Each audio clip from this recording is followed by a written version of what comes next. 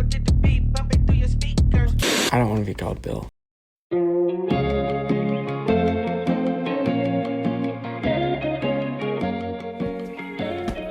Restart. Okay, verse of the week is Exodus 3:11 and 12. So you get to And the edit out your constant- goofs, but not mine, huh? I didn't goof. You interrupted me. Okay. Totally different. Start over. Exodus 3:11 and 12. But Moses said to God, "Who am I that I should go to Pharaoh and bring the Israelites out of Egypt?" And God said, "I will be with you, and this will be the sign to you that it is I who have sent you. When you have brought the people out of Egypt, you will worship God on this mountain." And I like that verse because to me, what's crazy about that, right, is like, so God's saying to Moses, this is the sign of the fact that I was faithful, I was always with you, is after you do what I'm calling you to do, I'll give you this sign. So it's only after God brings Moses and Israelites through what he's calling them to will he reveal to them, like, this is the sign of my faithfulness to you. I just think that's profound because so often, like, how often are we like, God, if you want me to do this, give me a sign. Or if your hand's in this, like, show me. Or if you want me to do this, tell me somehow. And God said to Moses, like, no, this is how you're going to know that you really should have done this. After you do it, I'll make sure you know. Yeah. I just think that's crazy. I think if you apply that to your life, because we know what God's will is. Yeah. It's to do justice, love mercy, walk humbly. Is to live out the fruit of the Spirit. Love, joy, peace, patience, kindness. If what you're doing or what you want to do, what you feel like God's nudging to do is within that, then it's God's will for you. Explain. This was really helpful for me. First time I ever heard you teach was Seek of 2 years ago. Okay. And I'm going to try to refresh your brain on this because I think this is helpful for everybody that's listening. Share what you shared about over-spiritualizing relationships and God's will for relationships. Oh, yeah. You can translate that to anything, right? You use the example of relationships, but you can translate it to what I'm going to do after high school. You know, what sport should I play? Whatever. Yeah. It's fine. Yeah, so this is what I was talking about. So I had a friend, one of my close friends from high school, and he's out in California, and he met this girl that he really liked. Amazing girl. Like, had turned her life around for the Lord. She had a very rough childhood. Yeah. Turned her life around for the Lord. And he took my friend from high school, who he's a good guy, but he was kind of a more shy guy. Like he's outgoing. I don't know. Like he's to himself. Yeah. Yeah. And he's not someone who's quick to put himself out there. I think he's learned to put himself out there. That's not important. But then I learned, like, because of this girl that he starts dating, he has, he's serving on worship team, which is something he was doing. But then he's also, because they're in San Jose, so it's like a city in California, big homeless population. Okay. Has him doing one of the church's Tuesday night routes, feeding homeless people and sharing the gospel with them. That's cool. And I was like, the Nathan I knew in high school would never have done that. I don't think. I just don't think, like, that's something he would have been like, I'll do. Yeah. I'll go do that. But in my mind, and it seems like the way it worked out is like because they were doing that together, that's something they kind of jumped in together. And he said to me one night, we were talking over Xbox, that's how you connect with your boys when they live across the country. And when you're out of high school. Yeah. He just said to me, he's like, I just hope it's God's will that we are supposed to get married, that we end up together. And I was like, wait a minute. Yeah. What do you mean you hope it's God's will? And he's like, well, I just don't know if God really wants it. I was like, dude, is she helping you be more like Jesus? Yep. Is she helping you want to pursue Jesus? Is she helping you be more kind, more gentle, more patient, more thoughtful? Then it's God's will. Like, if she's pushing you towards Jesus, you're pushing her towards Jesus, you're both pursuing Jesus together, and you're pursuing Jesus first, then it's God's will. And it's like, don't make God's will this magic 8-ball fortune cookie thing that it's like there has to be this miraculous written in the sky thing. Like, God's will is for you to be like Jesus. And if it's pushing you to be like Jesus and to fulfill the Great Commission, it's God's will. If it's pulling you away from that, it's probably not God's will for your life. And you can apply that to anything in your life, not just relationships, but, you know, where am I going to work? I don't know if this is the exact job that God wants me to do. I don't know the answer to that question either. What I do know, though, if you're asking that question, is that's the job you're at right now. And so you have to answer the question, can I glorify and honor God through this job? Yeah. And if the answer is yes, then stay there until he moves you out. I feel like I miss that a lot about working. That's one of the biggest things I miss about, like, don't get me wrong, right? We're pretty spoiled here, like, amazing work environment. Yeah. Oh, yeah. And then you come to work every day and you're surrounded by believers. Right? Oh, I'm pumped to come to work. Exactly, every day. Same, right? But I so miss, dude, like, effortlessly being on the mission field by just being at college or being in a job, right? Yeah. Like, so, and that, what you said, so a buddy reached out to me and said, so the question I have is, how did you know that your girlfriend was the one? Right? Like, how did I know Anna was the one? I've got asked this question a lot of times. And, you know, I don't remember every single thing everybody has taught on at CBC that's taught me stuff. Like, that's just not how we work. But there's certain things in my life that it was like clicked, right? Like, Nate taught the trust and control cycle like a year ago at this point, and I still remember that, Exodus 3 and 4. Yeah. That first night that I saw you spoke at Seek, that I saw you speak, like, dude, stuck with me from that day forward. Cool. And so, like, this is kind of how I framed my response to his question. How did I know that Anna was the one? So this is a great question in which I've wrestled with my whole life, asking the question, who is the one? But David Ellis taught at Seek last year and said something I don't think I'll ever forget. He said, a lot of times we tend to overcomplicate God's will for our lives, especially when it comes to relationships, especially when it comes to a job, whatever, insert a situation. For me, at least, I thought that there was going to be this LED sign from heaven that said, this is your future wife. At the end of the day, God's purpose for us on this earth is to glorify him.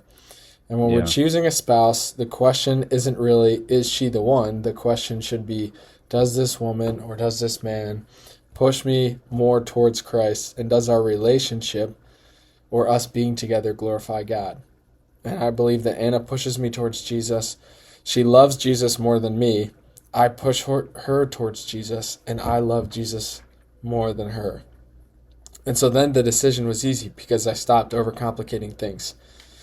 And at the end, I just said, I would ask yourselves the same question. Does our relationship glorify God, and is it centered on Jesus? Yeah. So, and it's crazy because I just told this story last night in TNT because Galatians 2 talked about Paul confronting Peter, and I said this is the moment that tough passage to teach on. I want to say we were both talking about that last night. Afterwards, like, you read Galatians 2:20. And you're like, oh yeah, I've been crucified with Christ. Galatians 2. And then you read all the other verses and you're like, oh, what am I going to teach on here? You know? How do I teach this? Yeah, so like, anyway, I told a story because like Paul confronts Peter. And I told the story of like when I knew I wanted to marry Lauren. And that was before we dated. It was literally, this is like the crazy Bible college guy energy I had, but like that is such Bible college energy. It is, bro. But I knew it, dude. I knew it, and what it was we were at a friend's house, and I was acting really immaturely, just making a fool of myself. And This is before you were dating. This is before we were dating. And when we got back to I'm gonna feed bait. yeah, you do that. I'm listening. When we got back to the campus, she just said, like, she was dropping me off. She was like, she just basically said, like, you were acting like a real idiot tonight. And I know that the David I know is better than that. Oh, dude. And I don't ever want to see you act like that again. And I remember in that moment, I was like, I want to marry you.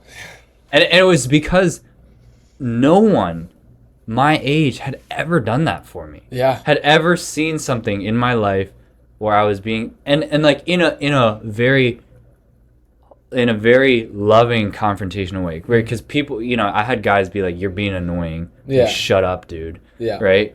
But no one ever said, like, hey, you're better than that.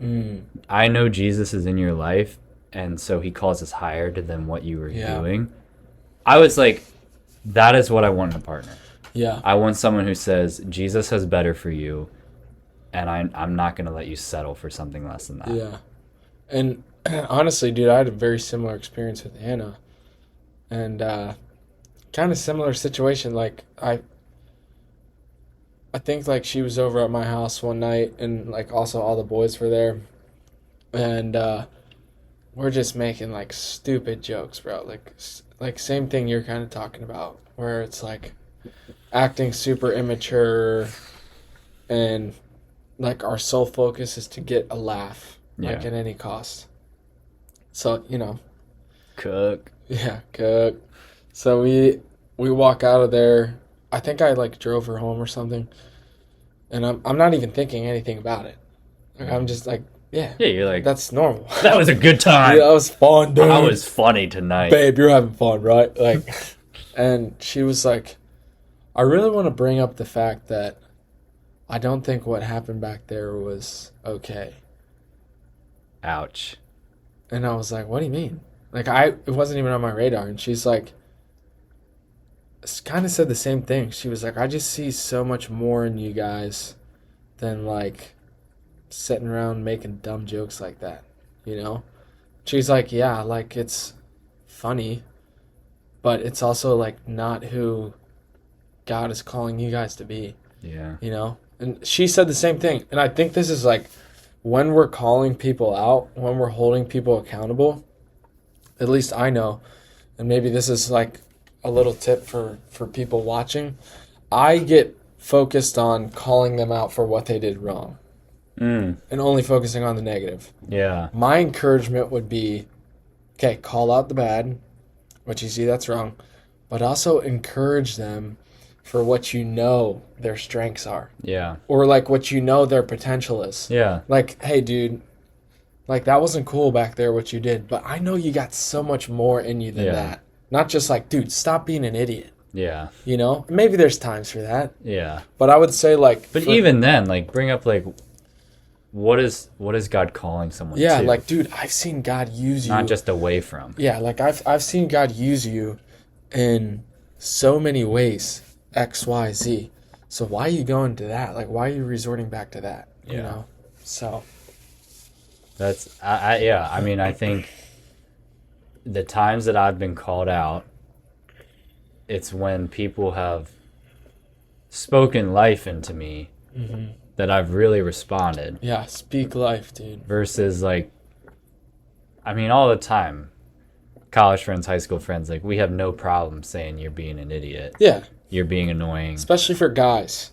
Yeah. Oh, yeah. I can really only speak for that, but I know that guys have no problem with, like, you'll walk in sometimes to be like, dude, shut up.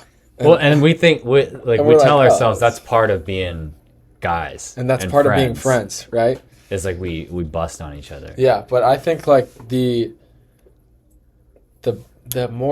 deeper friendship comes from when you're like, you can still say, hey, shut up.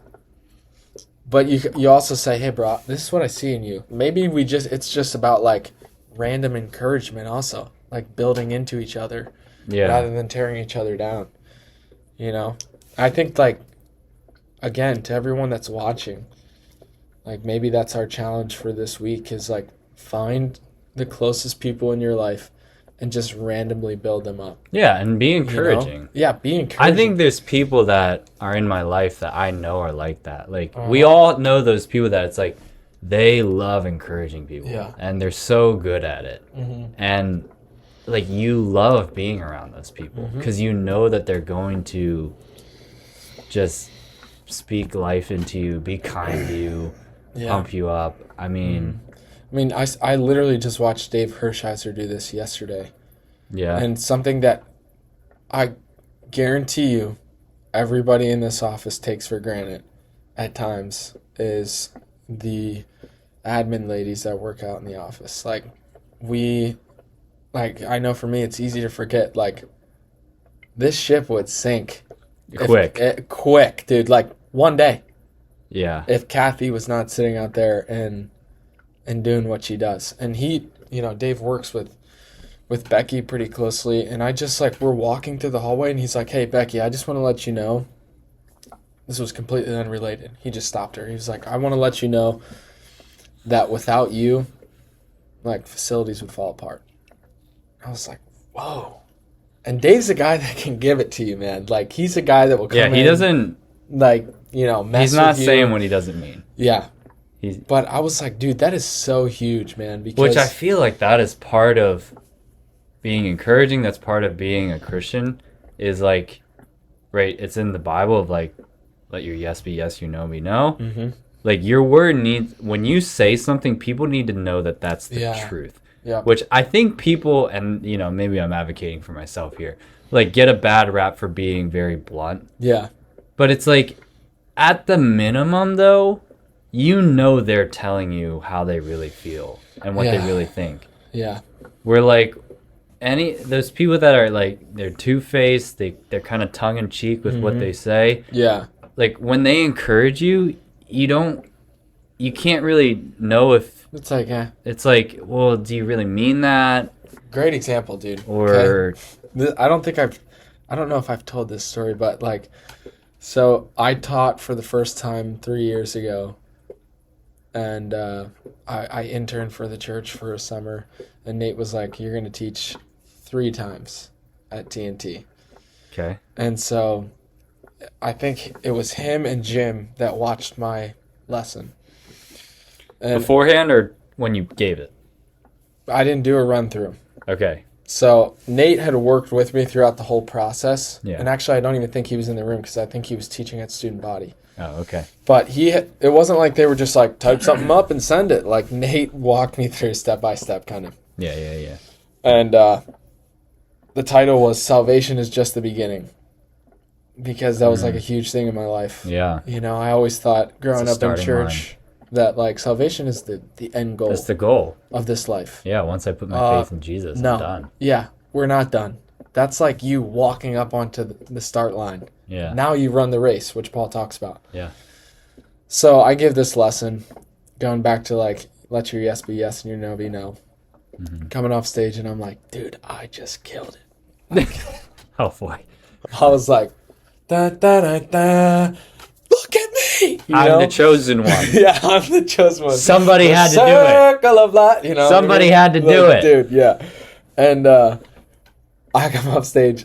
So Jim just kind of gives me encouragement that night, like small words of encouragement. Hey, good job. Good job, bud. Let's talk about it tomorrow. Which I was like, why talk about it tomorrow? You said, Jim, just tell me how great I was. Yeah. I was like, dude, you can just tell me how good I did now. So I meet with him the next day, and he's like, I usually like to do this the next day because you have like 24 hours to process through the lesson. And yeah, I can see on the handout, because he always picks up a handout when he's critiquing, and he'll write at the bottom in the open section, he'll write pros, cons, or strengths, weaknesses.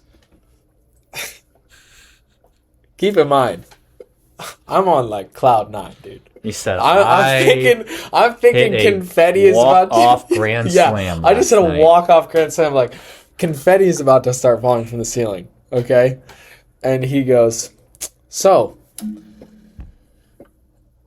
took a lot of courage to get up there. And I was like, it was like someone popped the balloon. You said, "Not really." I realized in that moment that was the only pro that he was about to give me. And then he goes and he just tells me, like, list by list. Just honestly. And it wasn't like anything like, man, you stink. This was terrible. It's just like, think about this, think about this, think about this, think about this. Hey, when you said this, like, dude, super detailed. And I walked out of there and I was like, what just happened? Okay? But he was honest with me, dude. Yeah. And that helped me grow so much. Yeah. And it wouldn't have benefited me at all for him to lie to me and be like, yeah, dude, you did great. You killed it. Because I would have kept doing the same thing next week. Yeah. So every week I started making those changes that he said. And then here is why I love people like you or Dave Hershiser or Jim that are, because I don't think I'm very strong in this area, right? Like, I think I can look at the lens of conversation or like critique more through people pleasing, you know, like sure. I don't want to confront someone, you know? Would you say that's something you struggle with? That's something I struggle with, and I can see myself growing in it, right? But it's not natural to me. But, okay, so after I'm getting these feedbacks from him, the best feeling from a guy like you or Dave or Jim who tells it how it is when you walk off stage and Jim comes up to you and he goes, you knocked it out of the park. Yeah. Like 10 out of 10. Because you know he means it. Yeah, and he's like, I wouldn't change a thing about that lesson. Yeah. Then you're like, dude, yes. And you know, we're not doing it for an approval standpoint, but it's from like a mentor-mentee relationship of like him discipling me and helping me grow, you know? Where there are those people that are like, they're always encouraging no matter what. Yeah. And you're like, and you just like, listen, I know it was bad. Yes. Just say it was bad. Yes. Like, you don't need to try to comfort me right now. Like, dude, last night I walk off stage and I had a lot going on the past 2 days, but I was like, not the best, you know? I texted my leaders. I saw that today. I was like, can someone tell me, like, did I bomb? Which that was feedback I got from my leaders afterwards. I asked a couple of like leaders and they're like, yeah, it was good. Like, and I think we tend to overthink things sometimes. Yeah, probably. We probably think what we're saying is more important than it really is. Very true. But I walk into Jim's office because he watched the lesson. And I was like, just shoot it with me straight, dude. I'm like going like this. And he's like, well, it wasn't that bad. And he's like, I was like, scale of 1 to 10. He's like, 7 out of 10. He's like, don't beat yourself up. Yeah, that's a D. You know? That's a C. Yeah, you 10-point grading scale. It's a D where I come from. Where I come from. But I mean, that's why you got to balance, like, you want to be someone who speaks life, but you need to do it in honesty and do it as someone who people know your word is what you mean. Yep. Which is hard. That's hard. Mm-hmm. It's a hard thing to build and do consistently. Yeah, man, but ultimately the truth is what grows us and stretches us and having... You don't want to be someone who always says what they think. Yeah, that's a good point because like if you you guys are listening to this, please don't think we're saying have no filter, say whatever you want. Something my Old Testament professor said to me in college. He used to meet with me every week through my sophomore year. Dr. Shetter is the man. I remember something he said to me in our late night get-togethers, talking through a book, whatnot. He said, just because something's true doesn't make it appropriate to say. Yeah. And for me, that was really big because I'm someone that's like, well, it's the truth. So say it. Like, why would you not say the truth? And he's like, dude, just because something's true doesn't mean it's appropriate. I think an even better way to say that is just because something's true doesn't mean it's helpful. Yeah. We should speak truth when it's helpful. Yeah. You know? And not just be like, speak truth when it's like... Because it's true. Because it's true. And like, I can. It's not always helpful to say maybe what's true, but it's not going to be helpful. Yeah. You know? and I don't have a specific example of that, but that would be more like critical truth. I feel like that's when you hurt people. Yeah. Is when your concern about saying what's true is more important than the person in front of you. Yeah. And that doesn't, by no means are you saying or am I saying, well, then just lie to that person. No, but I think when you're confronting someone yeah, because there's something wrong, that's a deep care for that other person. Where if you're just saying something because it's true, like perfect example, really silly, right? Someone's like mega overweight. Mm-hmm. Like you going up to them being like, "You're fat." That has no concern about who they are. It's not helpful. Their heart. Like now, if they approach you and they ask you like, "Hey man, I want to start losing weight. I want to start getting in shape." Yeah, help them out. Yeah, be like, "Hey, well, let's consider. What are you eating? What are you doing on a day-to-day basis?" Here's what I would say though, right? I got a couple dudes in my life that we've all made an agreement that like if any of us starts like stop taking care of ourselves pretty much, we're gonna be like, bro, get it together. Get it together, you know. But there's a fine line. There also has to be that relationship of trust. Yeah. You know? Yeah. So, yeah, dude. Takeaways from this podcast. What are your biggest takeaways? What if you could summarize like what to take out of today? Dude, bait is spazzing. Bait is going nuts right now. What in the world was that? I think he just jumped out of the water. I think the way I'm taking away and summarizing is like, let your, make your word, make sure your word means something so you can encourage people. So you can encourage people well. Yep. 2 things for me. Don't overcomplicate God's will. And speak truth, but also know when to speak grace. So. That's good. That's about all we got for today. Cut.